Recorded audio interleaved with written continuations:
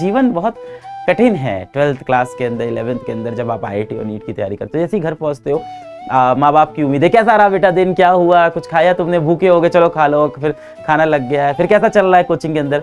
और उस टाइम मन में ऐसा, जब माँ बाप पूछते हैं ना कैसी चल रही है बेटा पढ़ाई, कैसा हो रहा है कोचिंग के अंदर, तो मन में ना एक अजीब सा गिल्ट होने लगता है, कि दोष अपने अंदर लगने लगता है कि मैं कितना बुरा हूँ, मैंने क्या किया है ना, कि ये इतनी उम्मीद कर रहे हैं मुझसे, ये बेचारे, ये मेरी माँ है, ये एकदम पुरानी साड़ी पहनी हुई है 3 साल से, अपने दोस्तों से उधार मांग के मुझे कोचिंग में एडमिशन कराया था, और उसके बाद मैं कितना दुष्ट हूँ जो कुछ कर नहीं पा रहा हूँ।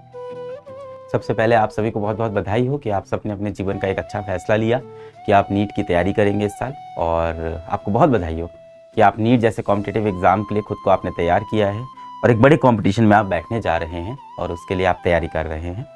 और आप सभी को पता होगा कि इस वर्ष PW से, फिज़िक्स वाला से नीट के अंदर बहुत बेहतरीन रिजल्ट्स निकले हैं, और बहुत सारे बच्चे ऐसे थे जिन्होंने सिर्फ ऑनलाइन कोर्स ले रखा था। पहले अर्जुना नीट लिया था, फिर लक्ष्य नीट लिया था, या किसी ने यकीन ले रखा था, और भारत के वो टॉप रैंकर्स बने, नीट के अंदर सेलेक्ट हुए। 650 से लेके 710 नंबर तक इन्हीं बैचेस में से आए हैं। तो इसमें कोई दो राय नहीं है कि आप भी वो बच्चे हो सकते हैं। शर्त इतनी है कि आप भी उतनी ही मेहनत करें जितनी ये बच्चे मेहनत कर रहे थे। ये बच्चे इसलिए सेलेक्ट हुए क्योंकि ये इन बैचेस में थे? नहीं, ये बच्चे इसलिए सेलेक्ट हुए क्योंकि ये बच्चे बहुत मेहनत कर रहे थे। कि ये क्लास 12th में, ये स्कूल जाने के साथ जो नीट की तैयारी करते हैं हम लोग, या IIT की तैयारी करते हैं, बड़ी तकलीफ़ होती है, क्योंकि सुबह सुबह उठ के 6 बजे है ना, तैयार हो के, बैग टांग के, है ना, किसी तरह से बैग लगा के, जैसे तैसे किसी तरह से स्कूल के समय तक स्कूल पहुंच गया। कोई बस से जा रहा है, कोई साइकिल से जा रहा है, कोई अपनी बाइक से जा रहा है, कोई वैन से जा रहा है, जैसे तैसे कर किसी तरह से स्कूल पहुंचते हैं।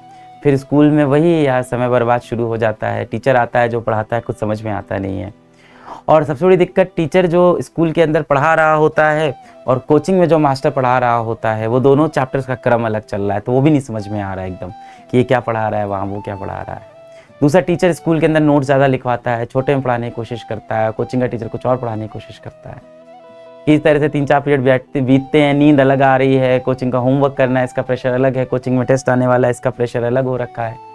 इसके सिवाय स्कूल में अलग चर्चे हैं, दोस्ती यारी है, उसको भी देखना है। आज हर दिन स्कूल में कुछ ना कुछ स्पेशल होता है, स्कूल लाइफ में हर दिन कुछ ना कुछ स्पेशल होता है। आज किसी का बर्थडे है तो स्पेशल है, आज किसी से आपको मिलना है तो स्पेशल है, आज स्कूल के अंदर कोई फंक्शन होने वाला है तो स्पेशल है, आज स्कूल के बाद दोस्तों को बाहर गोला खाना है तो स्पेशल है। तो वो भी एक अलग जीवन में पैरेलली चलता रहता है कि कुछ ना कुछ बहुत स्पेशल होने वाला है, खास होने वाला है। जिसके स्कूल में ज़्यादा अच्छी दोस्ती है ना, समझ रहे हैं, जिनके प्यार मोहब्बत है, उनके लिए अलग स्पेशल है। जैसे तैसे लंच आता है, लंच में आप अपना टिफ़िन तो ले जाना बंद ही कर देते हो 12th में, दूसरे के टिफ़िन में हाथ मार रहे हो, कैंटीन जा रहे हो, जो आया जैसा तैसा खाना मिला।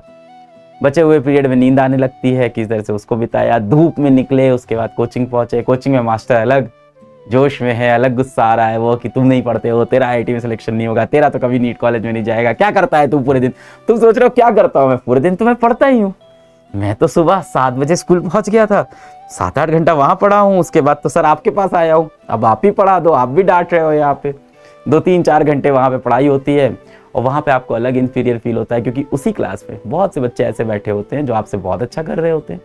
तो आपको लगता है यार ये कैसे हो रहा है, ये मेरी ज़िंदगी ही तो जी रहा है, ये कैसे टेस्ट में इतने अच्छे नंबर ला रहा है, मेरे क्यों नहीं आ रहे, मेरे को तो पल्ले ही नहीं पड़ रहा है टीचर जो लिख रहा है, मेरे को तो ये बेंजीन का स्ट्रक्चर ही नहीं समझ में आ रहा है कैसे बना रहा है, मेरे को हाइब्रिडाइजेशन निकालना आ नहीं रहा है, ये बच्चा कैसे टेस्ट में टॉप कर रहा है, तो मेरे जैसा ही एक बच्चा है, और मैं भी उतना ही एफर्ट मारता हूँ।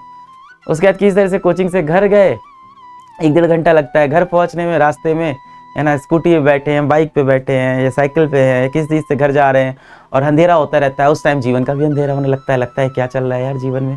सुबह 7 बजे से उठा था मैं, शाम के 7 बज गए हैं, 12 घंटे चले गए मेरे दिन के, और मैंने कुछ नहीं सीखा है, क्योंकि स्कूल के 7-8 घंटे तो मुझे कुछ समझ भी नहीं है कैसे निकल गए। जो टीचर ने बनाया, मैं नोट्स तो लेने गया था, पता नहीं किसकी कॉपी में क्या लिख दिया है, रफ में किया है। कोचिंग के अंदर अब ये इतना आगे निकल गया सिलेबस कि मेरे को अब कुछ समझ में नहीं आ रहा है। मैंने शुरुआत से काश पढ़ाई की होती तो मेरे को ठीक से समझ में आता।